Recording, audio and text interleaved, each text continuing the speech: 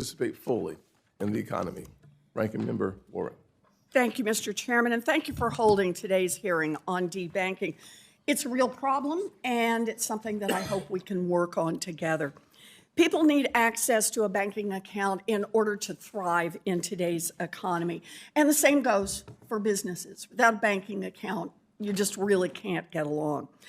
Debanking happens when a bank shuts down a customer's bank account because they think that that account poses a financial, a legal, or a reputational risk to the bank.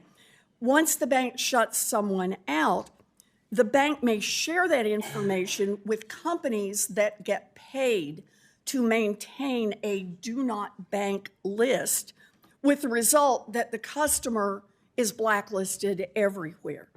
For me, this is straightforward. It doesn't matter who you voted for, what you believe in, or the origin of your last name. People shouldn't be arbitrarily denied access to their banks, locked out of their accounts, or stripped of their banking privileges. To help identify what's going on, my staff reviewed the Consumer Financial Protection Bureau's complaint database, looking for cases where consumers reported that they were unable to open accounts or that their accounts were wrongly closed. Classic debanking. Mr. Chairman, we put together a supplemental memo on this data, and I'd like to make that part of the committee record. Objection.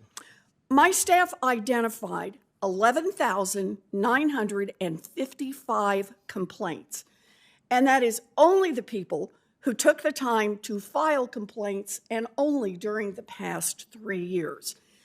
All of these complaints reported common themes: no warning, no explanation, and no chance to dispute or appeal. These people described how one day, all of a sudden, they lost their place in the banking system. We know from the Consumer Complaint Hotline that millions of Americans of all political stripes have had the same experience. Tens of millions of customers have been blacklisted by the banking industry because they overdrafted their account a few times. Formerly incarcerated Americans have been debanked because of their criminal history. Some people have even been debanked merely for having the same name as someone who has a criminal history. Muslim Americans and Armenian Americans have faced debanking on account of their last names. Nonprofits and charities operating internationally have been debanked through no fault of their own. Lawful cannabis businesses have been unable to open accounts, and employees of those businesses have been debanked. This shouldn't be happening, and we need to figure out why and who is responsible.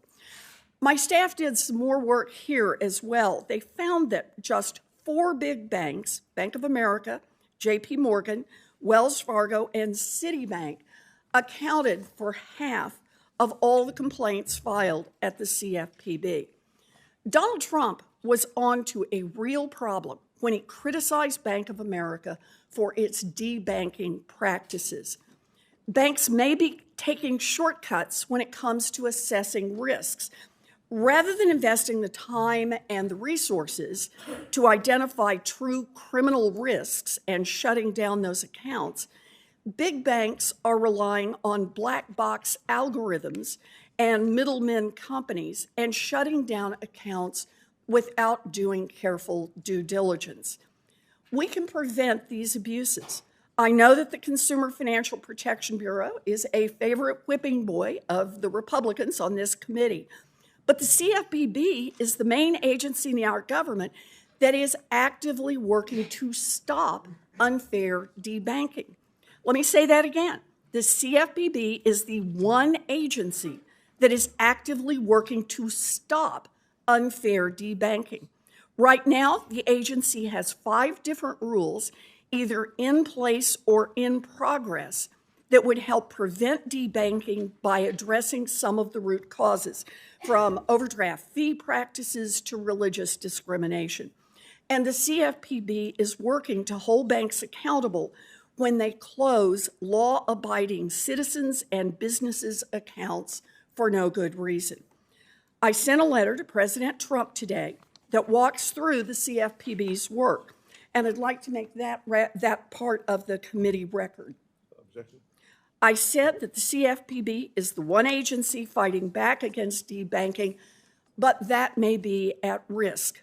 Earlier this week, Treasury Secretary and acting CFPB Director Scott Bessent halted all CFPB rulemaking, enforcement, investigations, and litigation against financial institutions that are breaking the law, including the banks that are wrongfully debanking their customers.